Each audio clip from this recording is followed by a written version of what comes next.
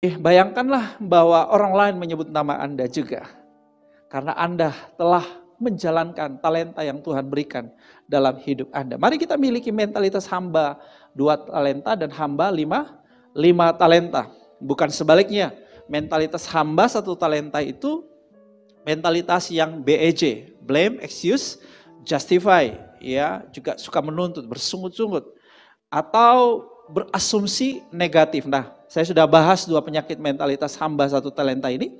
Hari ini saya tambahkan lagi beberapa ciri mentalitas yang buruk dari hamba 1 talenta.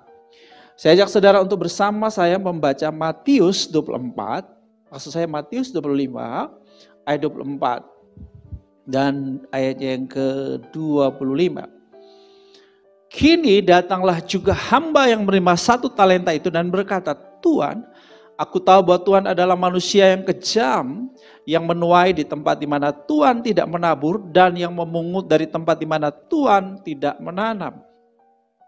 Karena itu aku takut dan pergi menyembunyikan talenta Tuhan itu dalam tanah. Ini, terimalah kepunyaan Tuhan. Maka jawab tuannya itu, hai kamu, hamba yang jahat dan malas, jadi kamu sudah tahu bahwa aku menuai di tempat di mana aku tidak menabur dan memungut dari tempat di mana aku tidak menanam. Karena itu sudahlah seharusnya uangku itu kau berikan kepada orang yang menjalankan uang, supaya sekembaliku aku menerimanya serta dengan bunganya. Sebab itu ambillah talenta itu daripadanya dan berikanlah kepada orang yang mempunyai 10 talenta itu.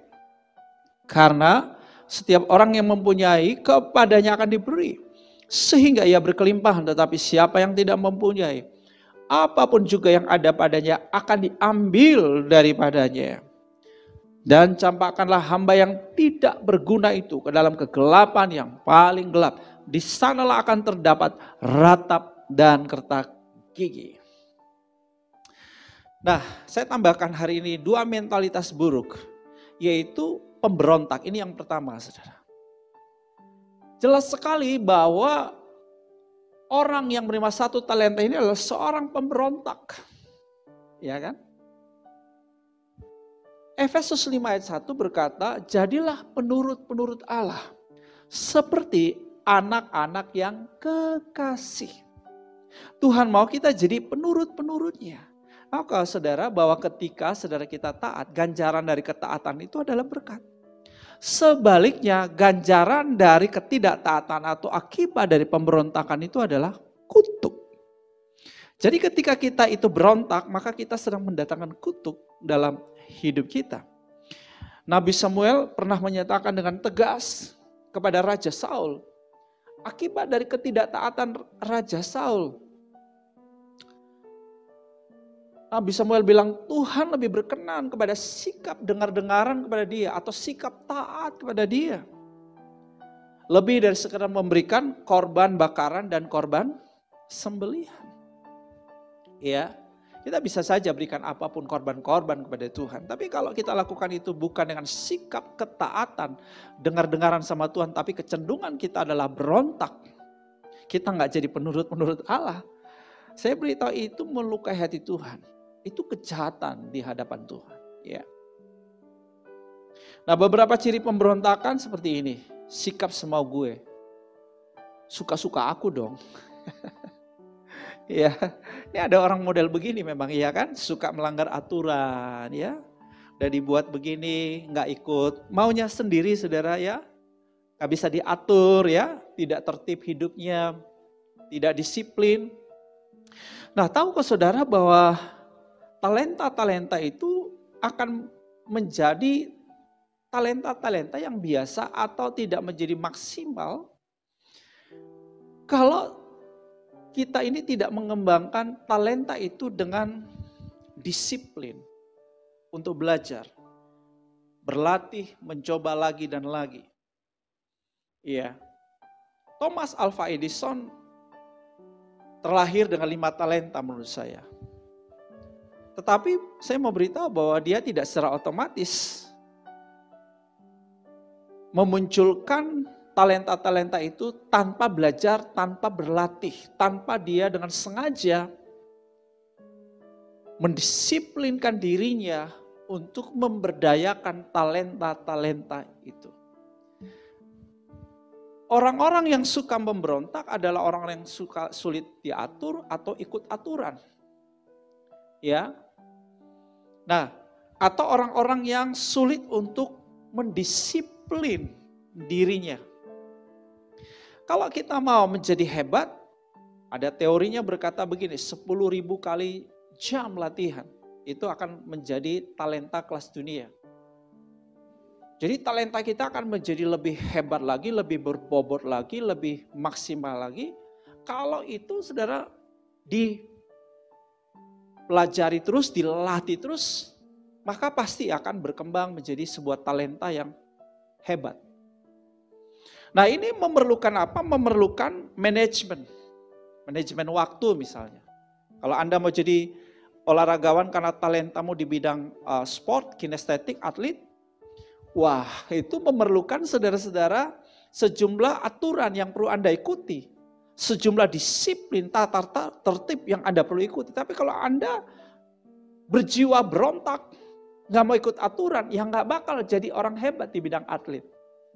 Ya, K-pop yang terkenal ya, khususnya buat anak remaja gandrungi sekali K-pop, Korean pop. Itu dengernya mereka itu berlatih ya, sehari kurang lebih 6 jam. Sehari loh. Nah bayangkan kalau mereka berjiwa berontak. Mereka gak mau ikut aturan manajernya. Mereka suka-sukanya, semau gue. Gak bakal jadi orang hebat. Iya kan? Ya. Oke, saya harap saudara mengerti prinsip ini.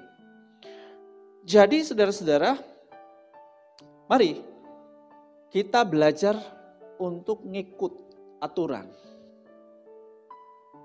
Yang pertama tentu dengar-dengaran sama Tuhan, menjadi penurut-penurutnya Tuhan. Ya, yang kedua tentu kita bicara mengenai kita perlu ikut aturan-aturan, hukum-hukum, undang-undang yang berlaku. Ya, salah satu misalnya sekarang tuh protokol kesehatan COVID-19. Jangan suka-suka kita dong. Kita juga belajar ikut aturan, disiplin. Protokol kesehatannya kita ikuti dengan baik. Maka datangkan berkat buat kita juga orang lain, betul nggak? Nah, jadi saudara-saudara, ketika kita punya kecenderungan berontak, itu artinya kita nggak mau ikut aturannya, kita juga ya semau kita nggak ikut disiplin-disiplinnya, nggak mau di-manage, nggak mau diatur, nggak mau dikelola, maka kita juga tidak bisa menghasilkan sesuatu yang hebat dari hidup kita. Ya. Ulangan 28 jelas berkata ayat 1-2, jika engkau baik-baik mendengar suara Tuhan Allahmu dan melakukan dengan setia segala perintah yang kusampaikan, kepadamu pada hari ini, maka Tuhan Allahmu akan mengangkat engkau di atas segala bangsa di bumi. Segala berkat ini akan datang kepadamu menjadi bagianmu. Sebaliknya kalau kita berjiwa pemberontak, maka segala kutuk ini akan datang kepada kita. Ya, sudah bisa baca di Ulangan 28 itu, kalau kita dengar-dengaran sama Tuhan, taat gak berjiwa pemberontak, Ulangan 28 ayat 1-14 ayat. Tapi kalau kita berjiwa pemberontak, kita gak dengar-dengaran sama Tuhan, akan mendatangkan kutuk. Saya coba lihat ayatnya, saya terkejut, ternyata saudara bicara mengenai daftar kutuk, itu ada jumlah ayatnya saja ada 31 ayat. Sedangkan untuk berkat jumlah ayatnya hanya 14 loh. Kutuknya lebih banyak kalau kita itu enggak taat saudara. Jadi mari kita memilih menjadi penurut-penurut Tuhan. Amin. Ya gampang diatur, ditata sama Tuhan. Ya kan? Ikut aja maunya Tuhan. Dengar-dengaran. Asik. Hidupmu diberkati, bahagia saudara dan berdampak. Amin. Berbuah. Puji Tuhan. So mari kita jadilah penurut-penurut Bapa, keluarkan semua talenta dari lubang persembunyian Anda. Munculkan, kembangkan dan berdayakan. Terus belajar dan berlatih. Learning by doing, belajar dari kegagalan, coba lagi, lagi dan lagi. Seperti Thomas Alva Edison. Ajak kita baca ayat yang ke-27.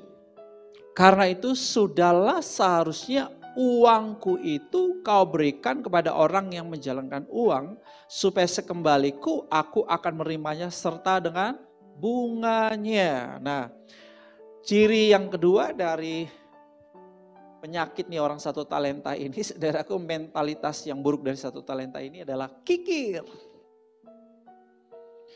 Dia tidak suka memberi, dia tidak suka berkorban, dia tidak rela rugi. Dia punya mentalitas silintah. Dikatakan Amsal 30 ayat 15, silintah punya beberapa anak, nama anaknya untukku, nama yang berikut untukku juga, saudaraku ya. Jadi ini orang yang memang benar-benar untukku. Egois banget, self-centered, hanya bagiku untukku, gak peduli dengan orang lain gitu ya. Saudara, orang yang memberdayakan talenta itu adalah orang yang berbahagia. Kenapa? Karena dia memberi, dia berbagi. Hanya orang yang murah hati yang mau berbagi yang akan berdayakan talenta. Ya, tapi sebaliknya, ciri daripada hamba satu talenta tadi atau mentalitas satu talenta tadi adalah apa? Kikir, nggak mau berbagi. Ini satu rahasia penting. Kalau saudara mau talenta mau berkembang, rahasianya ini suka berbagi, saudara. Ya, suka berbagi. Ketika saudara suka berbagi, maka akan ditambahkan. Itu hukumnya kan? Akan ditambahkan. Orang yang memberikan talenta adalah orang yang murah hati. Dan Alkitab berkata berbahagialah orang yang murah hatinya. Karena mereka akan beroleh kemurahan. Orang yang memberdayakan talenta itu hidup berkelimpahan. Seperti tadi ayatnya dikatakan. Karena setiap orang yang mempunyai kepadanya akan diberi. Sehingga ia berkelimpahan. Jadi kalau saudara itu memberdayakan talentamu, menjalankan talentamu, saudara berkelimpahan. Haleluya. Jadi tidak ada alasan buat kita hari ini untuk tidak berdayakan talenta kita. Yuk kita berdayakan talenta kita. Ya, jika Anda merasa hanya punya satu talenta, Anda tetap punya peluang yang sama untuk mendapat profit 100%. Bahkan bisa lebih. 2 talenta menjadi 4, 100% bukan? 5 talenta menjadi apa? 10. Ya, 100% juga. John Franklin Kennedy berkata, manusia tidak memiliki talenta yang sama. Tetapi kita memiliki kesempatan yang sama untuk mengembangkan talenta kita. Jadi kalaupun kita hanya punya satu talenta, ingat sebetulnya kita punya peluang yang sama dengan yang 2 dan yang 5 karena sama-sama bisa menjadi 100% profitnya. Haleluya, puji Tuhan. Doa saya, setiap saudara memberdayakan setiap bakat, karunia, kecerdasan, sesederhana apapun itu, mulai hari ini, bukan nanti, bukan yang lain, tapi Anda yang memberdayakannya. Katakan amin. Apapun keterbatasan Anda, tidak menjadi alasan bahwa Anda tidak dapat memberdayakan talenta Anda. Banyak seniman, ilmuwan, penemu memiliki cacat-cacat tertentu secara fisik. Namun mereka punya tekad dan gigih untuk memberdayakan talenta mereka. Sehingga mereka dapat mengatasi berbagai keterbatasan dan tantangan. You are the champion, you are the one. God bless you.